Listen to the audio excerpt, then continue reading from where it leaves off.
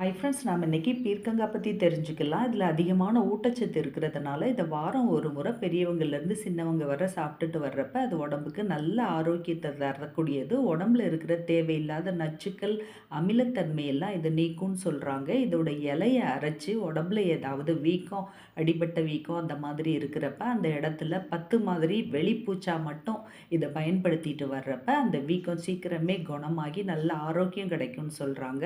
இதில் அதிக நார்ச்சத்து இருக்கிறதுனால இது பகலில் சாப்பிட்றது நல்லது. இரவு நேரத்தில் இதை சாப்பிடாமல் இருக்கிறது நல்லது. இது தண்ணியாக அந்த மாதிரி குழம்பா வைக்காமல் கூட்டு, பொரியல் அந்த மாதிரி சாப்பிட்றது நல்லது. இதோட தோலை துவையலாக செஞ்சு சாப்பிட்லாம்.